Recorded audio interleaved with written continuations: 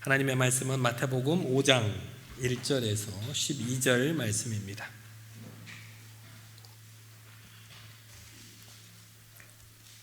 마태복음 5장 1절에서 12절까지의 말씀, 우리 한 절씩 교독해 보겠습니다.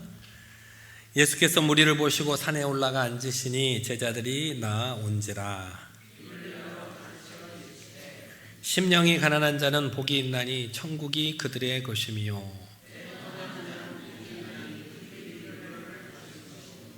온유한 자는 복이 있나니 그들이 땅을 기업으로 받을 것이며,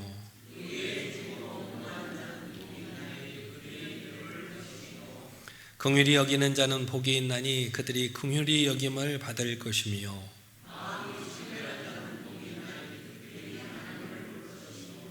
화평하게 하는 자는 복이 있나니 그들이 하나님의 아들이라 일컬음을 받을 것이며, 의를 위하여 박해를 받는 자는 복이 있나니 천국이 그들의 것입니다. 아멘. 식사 맛있게 하셨습니까? 날씨가 많이 따뜻해졌죠?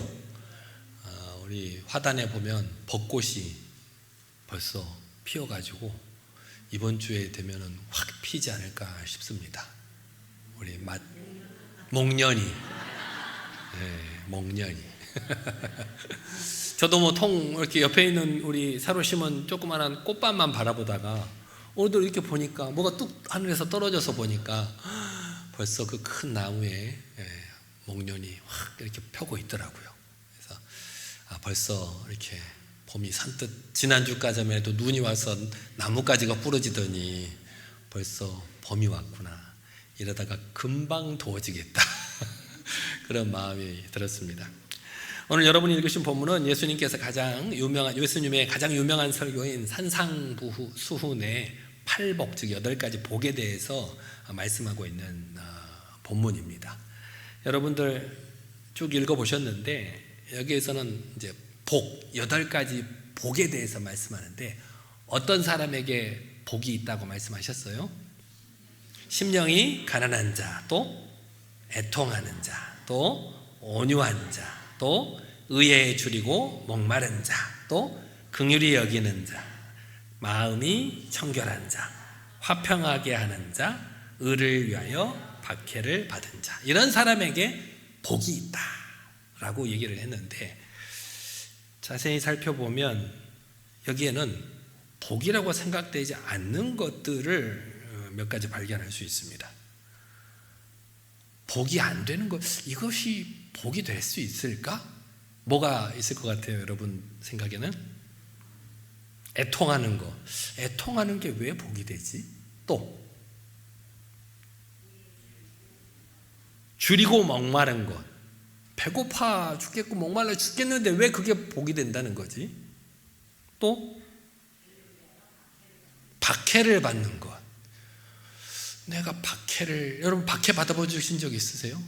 박해를 받아보신 적 잘 없으실 것 같은데, 저는 박해를 받아본 적이 있어요. 군대에서 많이 맞았어요. 교회를 못 가게 하더라고요. 처음 자대 배치를 받았는데 교회를 못 가게 해서, 야, 이게 박해받는다는 게 이런 기분이구나. 박해받는 것도 복이라고 볼 수 없을 것 같아요. 또 가난한 것, 그것도 복이라고 말씀하고 있는데, 이렇게 가난한 것, 애통하는 것, 줄이고 목마른 것, 박해받는 것, 이것은 도저히 아무리 생각해봐도 복이라고 생각할 수 없을 것 같은데, 오늘 예수님께서는 이런 자에게 복이 있다라고 말씀하고 있습니다. 첫 번째, 우리 3절에 보면 심령이 가난한 자는 복이 있다고 그랬는데, 그 심령이 가난한 자라는 걸 어떤 사람을 말하는 걸까요? 첫 번째, 여기서 심령이라는 것은 우리의 마음을 뜻하는 겁니다. 마음이 가난한 자. 성경의 수많은 인물들과 우리 신앙의 선배들을 삶을 살펴보면 그들이 예수님에 대해서 배우면 배울수록, 알아가면 알아갈수록 자신이 얼마나 타락했는지, 또 자신의 죄가 얼마나 큰지를 깨달아가게 됩니다. 그래서 예수님을 믿으면 믿을수록 어떠시던가요, 여러분들은? 예수님 믿으면 믿을수록 기분이 좋던가요? 복의 복을 누리고 날아갈 것 같던가요? 예수님을 믿으면 우리 신앙의 선배들 또 우리 성경 속에 있는 수많은 인물들을 보면 예수님을 믿으면 믿을수록 권사님 말씀처럼 어려워하는 것을 볼 수가 있어요. 어려워요. 왜 어려울까? 예수님을 알아가면 알아갈수록 자신이 죄가 얼마나 큰지를 깨닫게 된다는 거예요. 예수님께 가까이 가면 갈수록 내가 예수님 곁에 가까이 갈 수 없는 존재라는 사실이 너무나도 뚜렷하게 나타나기 때문에 내가 정말 죄인이구나, 내가 정말 죄가 많은 사람이구나, 그렇게 깨달아진다는 거예요. 그걸 우리는 거룩한 깨달음이라고 합니다. 거룩한 깨달음. 그래서 사도 바울도 예수님의 선택함을 받아서 이방인의 전도자로 세워졌지만 수많은 사람들을 전도하고 수많은 기적을 일으키고 하는 전도자였지만 자기 자신을 뭐라고 했습니까? 나는 죄인 중에 괴수다. 자기가 죄인 중에 예수님께 가까이 가면 갈수록 자기는 죄인 중에 괴수라. 또 마틴 루터, 우리 개신교의 아버지라고 할 수 있는 마틴 루터는 뭐라고 했냐면 나는 냄새나는 죄인이다. 나는 냄새나는 죄인이다 라고 말하면서 자주 통곡을 하면서 울었다는 거예요. 여러분도 경험하셨겠지만 여러분이 예수님을 믿고 예수님을 정말 인격적으로 만나고 나면 대부분의 사람들이 가장 먼저 자신의 죄를 깨닫고 회개의 눈물을 펑펑 흘리게 됩니다. 회개의 눈물을. 여러분들도 다 그러신 적 있으시죠? 네, 저도 그런 적이 있어요. 거의 20살이 다 됐을 때 그제서야 정말 예수님을 만나보니까 나도 모르게 눈물이 펑펑 쏟아지게 되더라고요. 그런데 그렇게 예수님께서는 애통하는 자가 복이 있다라고 말씀하고 계시는 겁니다. 내 죄에 대해서 내가 정말 죽을 수밖에 없는 죄인임을 깨닫고 나의 죄에 대해서 눈물을 흘리고 가슴을 치고 회개할 수 있는 사람이 복되다고 말씀하고 계시는 것입니다. 그런데 이런 애통함이 단 한 번으로 끝나서는 안 됩니다. 저도 정말 처음 그렇게 자기네 죄의 애통함을 느꼈을 때가 가장 기억에 많이 남죠. 저도 그때가 기억이 나요. 그런데 이 죄에 대한 애통함은 단 한 번으로 끝나는 게 아니라는 거예요. 여러분이 지금 이 순간에도 그 자신의 죄에 대한 애통함을 느끼지 못하고 있다면 그것은 하나님과 나 사이에 교제에 문제가 있다는 거예요. 문제가. 하나님과 나 사이에 허물없이 교제하지 못하고 있다는 거예요. 내가 하나님 앞에 더 가까이 나아가지 못하고 있다는 증거가 됩니다. 그래서 여러분 스스로를 한번 살펴보시기를 바랍니다. 내가 한 주간 살아가면서도 또 내가 지난 삶을 돌아보면서도 나의 마음속에 죄악된 것을 하나님 앞에 나아가서 눈물로 기도하고 있는지 회개하고 있는지 그렇게 하나님께 더 가까이 나아가는 여러분들이 되시기를 바랍니다. 또 심령이 가난하다는 것은 마음뿐만 아니라 우리의 물질적인 갈망이나 소망도 가난하다는 거예요. 다시 말해서 우리의 물질적인 소망을 절제하는 사람이 심령이 가난한 사람이다. 계시록 3장 17절에 말씀하고 있는데 같이 한번 읽어보실까요? 시작. 내가 말하기를 나는 부자라 부유하여 부족한 것이 없다 하나 내 곤고한 것과 가련한 것과 가난한 것과 눈먼 것과 벌거벗은 것을 알지 못하는도다. 이게 무슨 말씀이냐면 하나님으로부터 오는 축복이 그런 물질적이고 육체적인 편안함에 있다고 생각하는 라오디게아 교회 교인들을 향한 질책의 말씀이에요. 내가 편안하다, 부자다, 내가 먹을 것이 많다라고 할지 모르지만 내가 너를 보니까 곤고한 것, 가련한 것, 가난한 것, 눈먼 것, 벌거벗은 것이 보이는데 정작 너는 그 사실을 모르고 있구나라고 질책을 하고 있는 말씀입니다. 이 말씀은 지금을 살아가는 우리에게도 동일하게 적용되는 말씀입니다. 우리 기독교 내에도 여러 가지 말씀들이 있는데 그 말씀 중에서 이런 말씀이 건강하고 부요하라는 건강하고 부요한 것이 하나님의 축복이다라고 하는 말씀이 있어요. 이 땅을 살아가는 사람 중에서 누가 부요한 것을 마다할 사람이 있겠습니까마는 하나님께서 우리를 부요하게 하셨다. 그래서 그 말씀을 하나님께서 여러분을 모두 부자로 살게 하셨다는 거예요. 그런데 지금 부자로 살지 못하는 것은 뭐 때문이다? 그 하나님을 바로 섬기지 못하고 있기 때문이다 라고 하는 메시지들이 우리 기독교 내에서도 종종 있습니다. 믿음이 부족해서 지금 부자로 못 산다는 거예요. 그 말이 사실일까요? 마태복음 19장에 보면 예수님께서 한 부자 청년을 만나서 전도하시면서 이렇게 말씀하시는 것을 볼 수 있어요. 마태복음 19장 24절 말씀인데 같이 한번 읽어보겠습니다.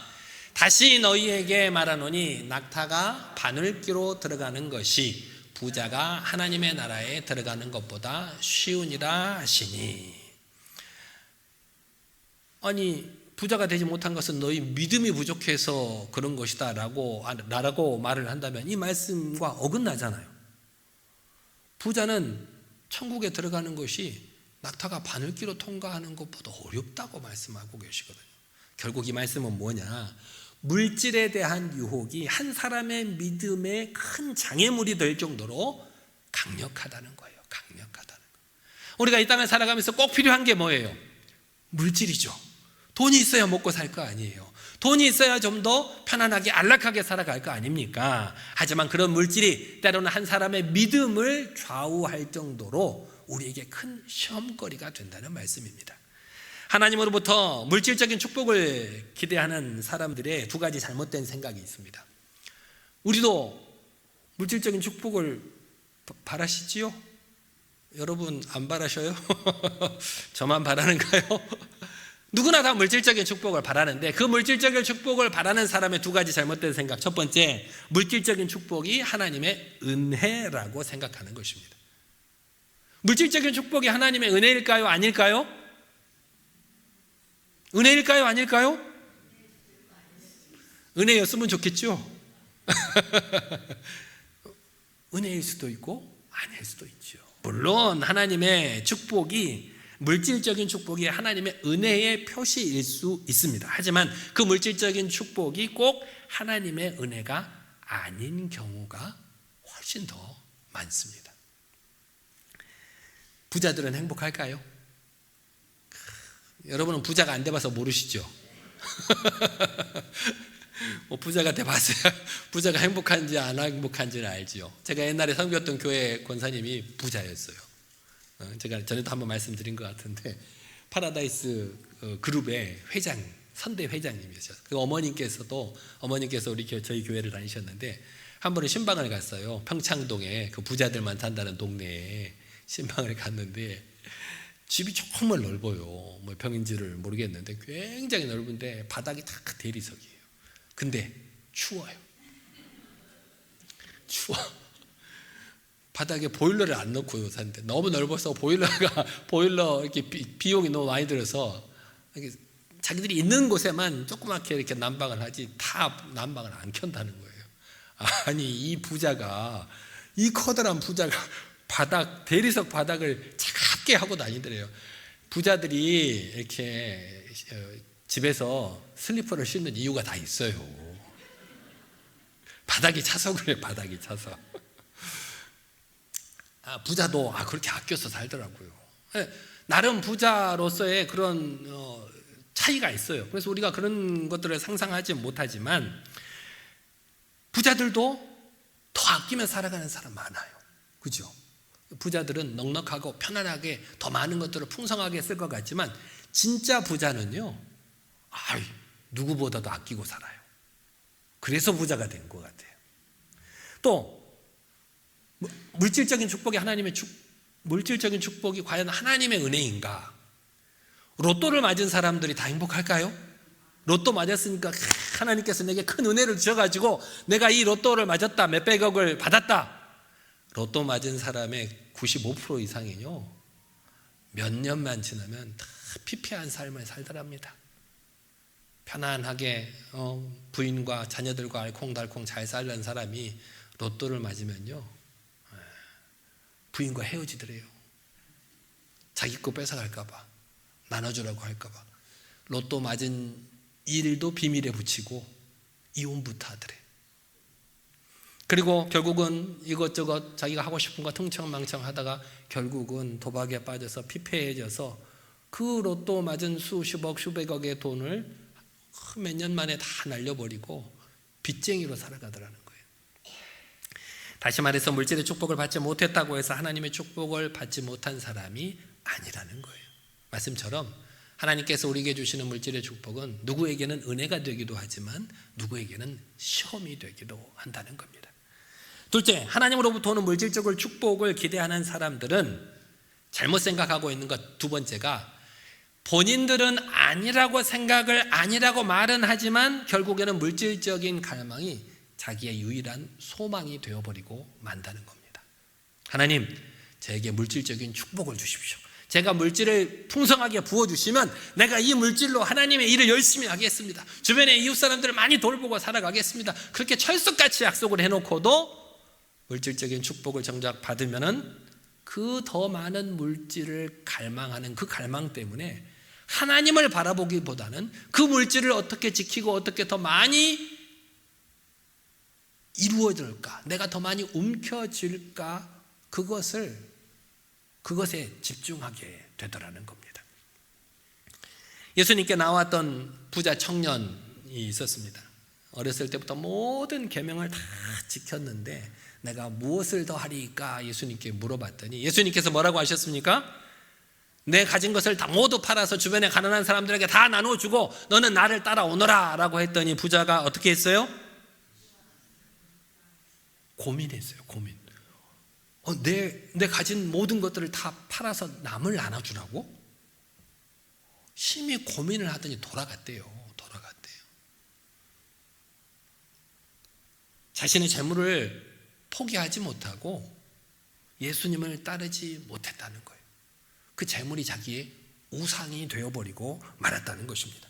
그래서 우리는 물질적인 갈망을 절제할 수 있어야 됩니다.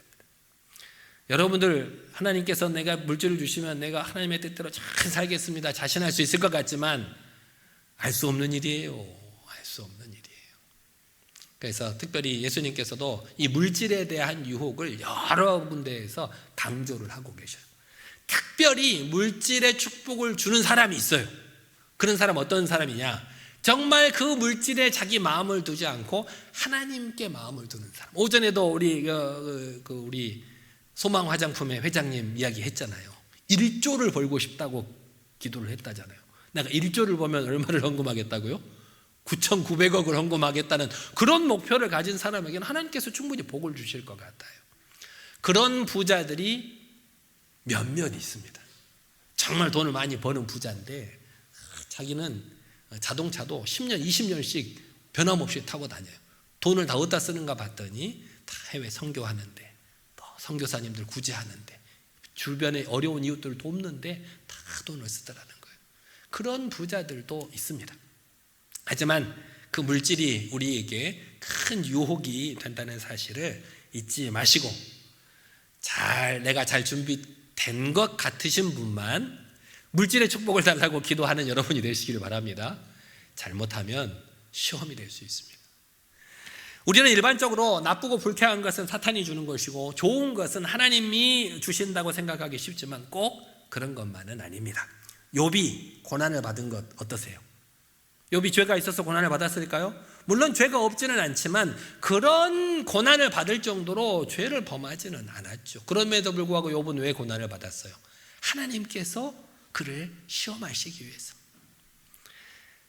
오늘 사도 바울의 어떤 삶을 살았습니까? 그의 삶을 보면 자기가 어렸을 때부터 성경을 읽고 또 여러 가지 가장 좋은 교육을 받고 최고의 성공할 기반을 갖춘 사람이었는데 예수님 만나고 나서 그 모든 것들을 다 버려버리고 온 아시아 구석구석을 다니면서 핍박을 받고 박해를 받고 매를 맞고 굶고 줄이고 하나님의 복음을 전파하잖아요. 그런 것들도 결국은 하나님의 사명을 감당하기 위해서였다는 것입니다. 예수님의 삶도 살펴보면 이 예수님께서 살아가시는 삶도 살펴보면 부요하게 사시지를 않으셨어요. 부요하게 사시지 않으셨어요. 이따가도 말씀 나오지만 이 내가 이 하룻밤 어디에서 잘 것을 걱정하는 그런 삶을 살으셨던 분이 우리 예수님이셨어요. 이렇게 하나님으로부터 오는 환난이나 시련도 우리에게 분명히 있다는 사실을 우리는 알 수가 있습니다. 그래서 고난과 시련이, 내가 힘들고 어려움이 사탄에게서만 오는 것이 아니라 하나님께로부터 오는 환난과 시련도 있다. 그것이 결국 나를 위한 것임을 잊지 않는 여러분들이 되시기를 바랍니다. 또 심령이 가난하다는 것은 하나님께서 나를 완전히 새로운 피조물로 만드실 수 있도록 나 자신을 온전히 하나님께 맡겨드리는 사람을 심령이 가난한 사람이다 라고 말을 합니다. 우리가, 여러분도 예수님 믿고 변화된 게 있습니까? 예수님 믿고 변화된 거, 저는 어렸을 때부터 예수님을 믿어서 변화된 것이 없는 것 같아 보이지만, 아까도 말씀드렸듯이 예수님을 인격적으로 만나고 눈물을 펑펑 흘리고 난 뒤에는 내가 이렇게 살면 안 되겠구나 라고 하는 마음을 가지고 그때는 내 삶을 조금씩 바꿔가기 시작했어요. 내 삶의 변화를 일으키기 시작했다는 거예요. 우리가 예수 믿고 은혜 받으면 과거의 내 모습을 바꿔갑니다. 그런데 바꿔가기는 가는데 포기하지 못하는 것들이 종종 있더라고요. 내가 예수님 믿고 은혜 받아서 내 삶을 바꿔야 된다라고 말하면서도 이것만큼은 내가 놓지를 못하겠는데 라고 생각되는 게 있어요. 그래서 자기가 원하는 것들만 몇 가지 바꾸어서 내가 예수님을 따라 살아가는 사람처럼 행동하는 사람들이 종종 있더라는 겁니다. 하지만 심령이 가난하다는 것은 자신의, 내가 예수 믿기 전에, 예수님을 만나기 전에 이전의 삶을 완전히 포기하는 것을 뜻합니다. 왜냐하면 이전의 삶을 완전히 깨부수지 않고는 결코 새로운 피조물로 거듭날 수가 없기 때문입니다. 베드로와 그의 형제들은 어땠습니까? 물고기 잡는 어부였죠. 그런데 예수님 만나고 나서 어떻게 했어요? 배와 그 그물을 버려두고 예수님을 쫓았다고 했어요. 자신의 배와 그물을 버려두고 자신의 가족들도 내두고 예수님을 쫓았다는 거예요.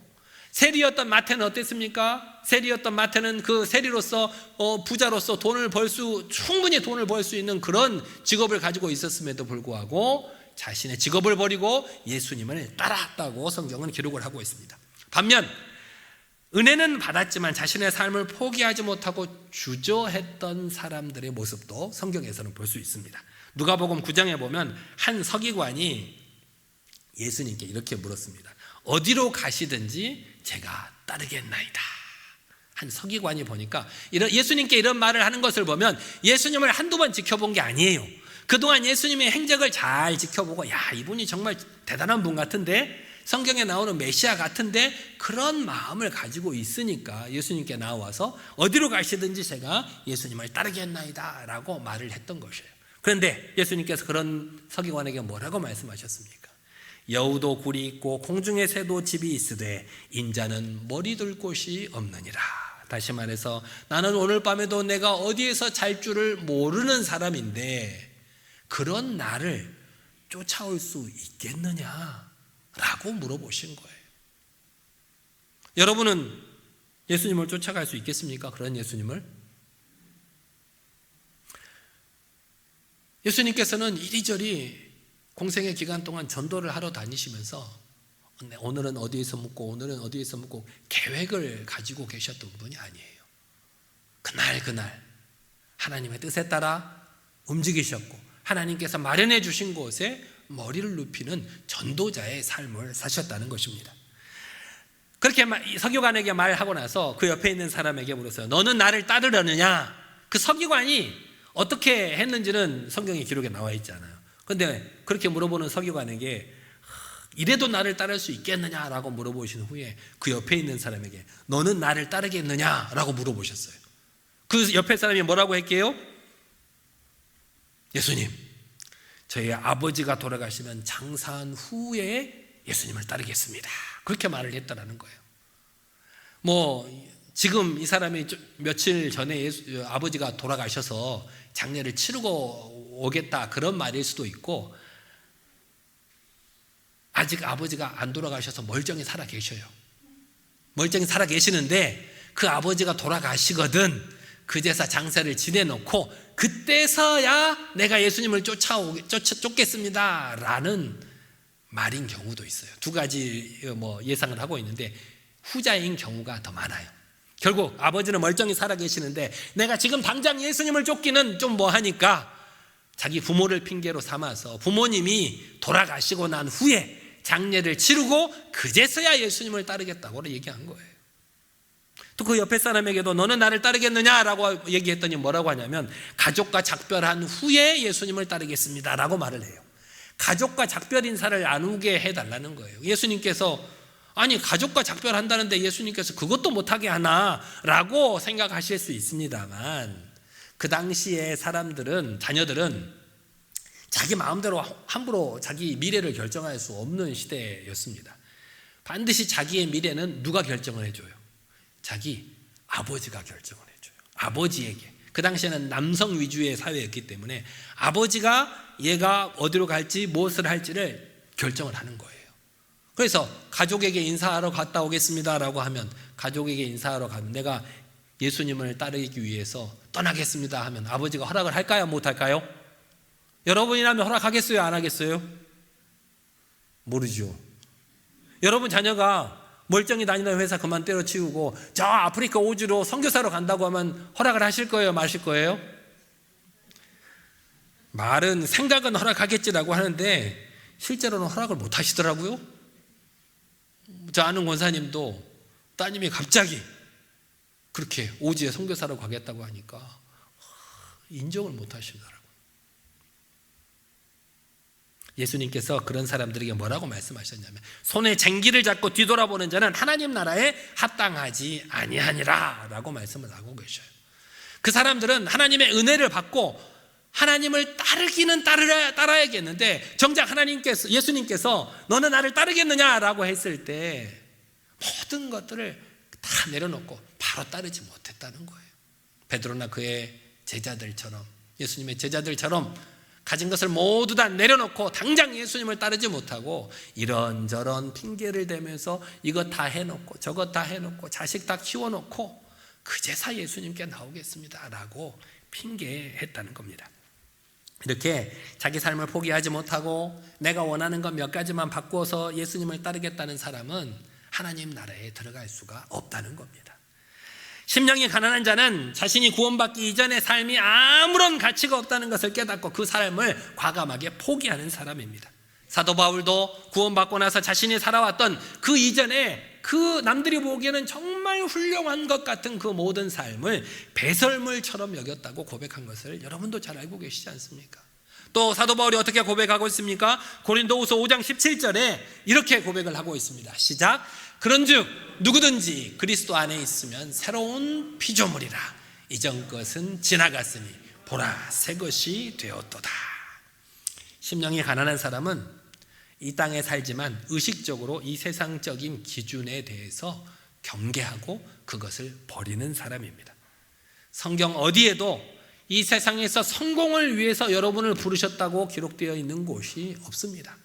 예수님께서도 제자들을 부르셨을 때 너희들에게 내가 물질적인 축복을 주겠다고 약속하지 않으셨습니다. 오히려 예수님을 따르는 제자들에게 뭐라고 말씀하셨습니까? 믿는 자들에게는 환난과 핍박과 대립이 있을 것이라고 말씀하고 계시는 것을 우리는 볼 수가 있습니다. 그래서 돈이 많아야, 집이 커야, 자동차가 좋아야 축복받은 것이라는 그런 세상적인 기준을 우리는 버려야 됩니다. 세상 사람들은 그런 사람들을 보면 부자로 잘 사는 사람이고 좋아할 것 같지만 우리는 그런 것을 의식적으로 경계하고 버려야 한다는 겁니다. 심령이 가난한 자는 이렇게 세상의 모든 소망을 끊어버리고 오직 하나님께로부터 오는 은혜와 자비를 간구하는 겸손한 사람을 심령이 가난한 사람이다 라고 말씀하고 있는 것입니다. 오늘 이 시대를 살아가는 많은 사람들이 긍정적인 자아상에 대해서 이야기를 많이 합니다. 나를 사랑해야 된다. 자존감이 높아야 된다. 그렇게 말들을 많이 합니다. 그래서 애들을 키울 때도 자존감을 높여주기 위해서 애를 써요. 그래서 어떤 부모님들은 자녀들이 잘못을 해도 야단을 안 쳐요. 왜? 어렸을 때부터 야단 치면 자존감이 낮아질까 봐, 자신감이 떨어질까 봐 잘못을 하는데도 야단도 치지 않는 부모님들이 많다는 거예요. 오히려 누가 잘못한 것을 야단치면 당신이 뭔데 내 아들 내 자식을 야단을 치냐고 뭐라고 하는 부모들이 많다는 거예요. 하지만 믿는 사람들이 가져야 될 정말 바른 자존감은 그런 것이 아닙니다. 나에 대해서 좋은 감정을 갖고 나를 높이는 자존감이 아니라 하나님께서 우리에게 권면하는 건강한 자존감은 나 자신이 죄인임을 정직하게 인정하는 것, 그리고 매일매일 내가 하나님의 자비와 은혜가 없이는 살아갈 수 없음을 인정하는 것이 건강한 자존감이라는 것입니다. 이렇게 세상은 높은 자존감을 가진 사람이 많은 것을 이루어낼 수 있다고 말을 하지만 하나님께서는 자신이 죄인됨을 깨달은 겸손한 사람을 통해서 이 땅에 수많은 역사를 이루시겠다고 말씀하고 계시는 것입니다. 우리들은 흔히 이 세상을 살아가면서 이 땅의 삶을 어떤 삶이라고 해요? 나그네와 같은 삶이다 라고 말을 많이 하죠. 왜냐하면 이 땅은 길어봐야 100년, 잠깐 지나가는 것이다. 왜 100년이 잠깐이에요? 살아도 아직 많이 살 것 같은데, 근데 하나님의 천국에서 우리가 영원히 살 것에 비하면 너무나도 잠깐이라는 거예요. 그래서 이 땅에서의 삶을 나그네와 같은 삶이다 라고 말은 하지만, 불행하게도 이 시대를 살아가는 많은 그리스도인이 이 세상을 나그네와 같은 삶으로 여기지 못하고 내가 이 땅에서 영원히 살아갈 것처럼 많은 것들을 이 땅에 쟁여놓고 살더라는 겁니다. 이 땅의 것들을 포기하지 못하고 살아가는 사람이 많더랍니다. 이렇게 이 땅에서의 삶이 나그네와 같은 삶이라는 것을 잊어버리는 순간 우리는 우리의 영적인 목표를 잃어버리게 되는 겁니다. 영적인 목표를 잃어버리고 그저 이 땅에서 내가 잘 먹고 잘 살기 위한 물질적인 것을 목표로 살아가게 됩니다. 이 땅에서의 삶이 나그네와 같은 삶이라는 것을 잊어버리는 그 순간, 한순간의 만족과 성공에 대한 갈망으로 영원한 천국이 우리를 기다리고 있다는 것을 우리가 잊어버리게 되더라는 겁니다. 그래서 예수님께서는 물질적인 갈망조차도 절제할 것을 우리에게 말씀하고 계시는 것입니다. 성 어거스틴이 이렇게 말을 했답니다. 하나님으로부터 오는 선물을 원하는 것은 너무나도 당연하게 여기면서 정작 하나님을 원하지는 않는다. 이것이야말로 제일 좋은 선물인데도 말이다. 그렇게 말을 하더래요. 하나님께서 나를 축복해 주시고 은혜를 베풀어 주시기를 간절히 원하면서도 정작 하나님을 원하지는 않는다는 거예요. 무엇이 중요한 것인지를 제대로 깨닫지 못하고 있다는 겁니다. 구원이 우리의 목표가 돼야 되지, 천국이 우리의 목표가 돼야 되지, 이 땅의 물질의 축복이 우리의 목표가 되어서는 안 된다는 겁니다. 그래서 예수님께서도 하늘의 보화를 쌓아두라고 말씀하신 것입니다. 이 땅에서 물질적인 축복을 싫어하는 사람이 누가 있습니까? 저도 좋습니다. 물질의 축복을 해주신다는데 굳이 마다하지 않겠습니다. 이 땅의 물질적인 축복이 좋기는 하지만 그것이 그리 오래가지 않는다는 거예요. 하지만 하늘에 쌓아둔 보물은 영원하기 때문에 그 보물을 하늘에 쌓아두라고 말씀하고 계시는 것입니다. 그럼에도 불구하고 우리 사람은 본성적으로 성공하기를 원합니다. 성공하기를 원하고 유명해지기를 원하고 또 대접받기를 원하고 안락한 삶을 원합니다. 하지만 오늘 말씀 가운데 예수님께서는 우리가 원하는 것과는 정반대로 말씀하고 계십니다. 심령이 가난한 자는 복이 있나니 천국이 그들의 것이며. 우리는 나를 향하신 하나님의 뜻을 나의 뜻으로 바꾸어서는 안 됩니다. 하나님께서 여러분 각자에게 원하시는 뜻이 다 있는데 내가 원하는 것을 마치 하나님의 뜻인 양 착각하고 살아가는 경우가 많다라는 겁니다.